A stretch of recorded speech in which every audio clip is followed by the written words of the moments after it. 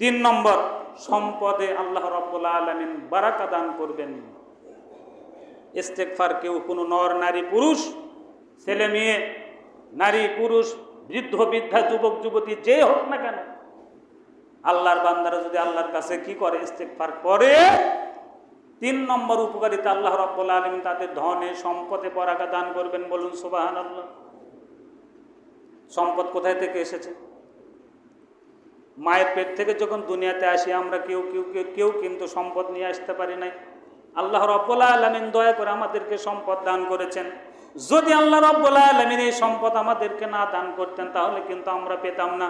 এখন আমরা বলি আমার বাবার 100 বিঘা জমি ছিল, সেখান থেকে আমি পেয়েছি। 100 বিঘা জমি আমার দাদার ছিল, দাদার থেকে বাবা পেয়েছে, বাবার থেকে আমি পেয়েছি। কে দিয়েছিল? যে ব্যক্তি বেশি বেশি করে ইস্তেগফার পাঠ করবে, তিন নম্বর তার জন্য উপকারিতা। আল্লাহ এ প্রসঙ্গে আল্লাহ রাব্বুল আলামিন বলছেন, আমি তার সম্পদে বরকত দান করব, সম্পদ তাকে বৃদ্ধি করে দেব।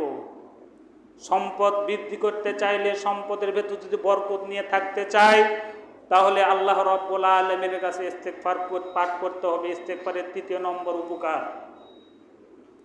এখন যদি বলি আমার অনেক সম্পদ রয়েছে, আমার আর বরকতের দরকার নেই, অনেকেই বরকতের আশা করে, অনেকেই আবার সম্পদ নিয়ে অশান্তিতে রয়েছে। কত মানুষের সম্পদ রয়েছে দেখুন, অনেক সম্পদের মালিক, শান্তি নাই, তার মানে বরকত নাই। অল্প সম্পদের ভেতর যদি বরকত থাকে, এটাই আপনার এবং আমার জন্য কল্যাণ। তাহলে আল্লাহ রাব্বুল আলামিন ইস্তেগফার যদি পাঠ করে, ইস্তেগফারের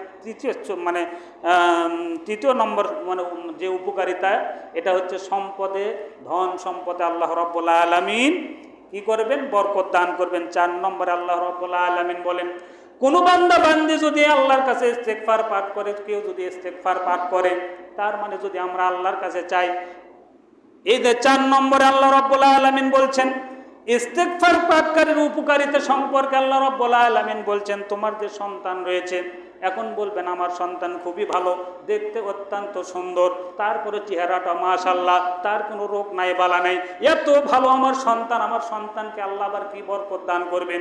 ওই সন্তান আপনার জন্য জাহান্নামী কারণ হবে, আবার এই সন্তান আপনার জন্য জান্নাতের কারণ হবে। এই সন্তান নিয়ে আপনি গর্ব করতে পারেন যখন ভালো কাজ করেন। এই সন্তান সন্ততির উপর আল্লাহ রাব্বুল আলামিন বারাকা দান করেন। কেউ যদি ইস্তেগফার পাঠ করে, 4 নম্বরে আল্লাহ রাব্বুল আলামিন জানিয়ে দিলেন, এই যে দুনিয়াতে যে সন্তান আমি তোমাদেরকে দান করেছি, এই সন্তানটাকে আমি আল্লাহ রাব্বুল আলামিন সাহায্য করব এবং তাকে বারাকা দান করব।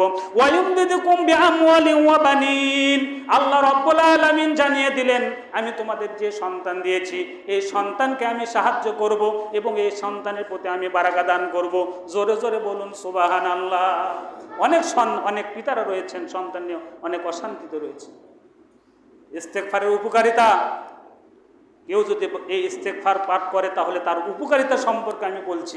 ইস্তেগফারের ফজিলত আমরা অনেক শুনেছি, আজকে একটু উপকারিতা সম্পর্কে একটু আলোচনা করছি।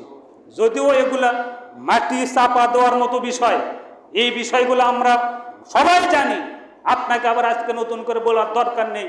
তারপরে আমি বলছি, কারণ উপকারিতা একটু কি, স্বয়ং আল্লাহ কি বলেছেন আর আমরা কি করছি। সন্তানের প্রতি বারাকা, ধন সম্পদের প্রতি বারাকা দান করবেন কে? আল্লাহ রাব্বুল আলামিন। কার উপর? যে ব্যক্তি ইস্তেগফার পাঠ করবে। ইস্তেগফার পাঠ করনেওয়ালা, ইস্তেগফার পাঠ করনেওয়ালি মায়ের এবং বাবার প্রতি আল্লাহ রাব্বুল আলামিন কি করবেন? বারাকা দান করবেন। তাহলে সন্তানের প্রতিও বারাকা আল্লাহ রাব্বুল আলামিন দান করবেন যদি আমরা ইস্তেগফার পাঠ করি।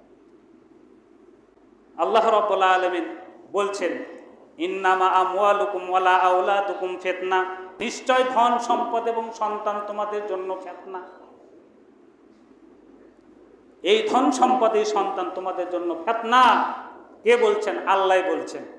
তাহলে ফিতনা থেকে মুক্তি হতে চাইলে, আমার সম্পদের ফিতনা থেকে মুক্ত করতে চাইলে, আমার সন্তানের প্রতি ফিতনা থেকে মুক্ত করতে চাইলে আমাকে যে একটা করণীয় করতে হবে, সেটা কি? বেশি বেশি করে ইস্তেগফার পাঠ করতে হবে। ইস্তেগফার পাঠ করলে উপকারিতা সম্পর্কে আল্লাহ রাব্বুল আলামিন এই কথাগুলি বলছেন। যারা ইস্তেগফার পাঠ করবে, আমি আল্লাহ রাব্বুল আলামিন তাদেরকে কি উপকার করব। আল্লাহ চাচ্ছেন আমাদেরকে উপকার করতে, কিন্তু আমরা আল্লাহর থেকে উপকার নিতে চাই না।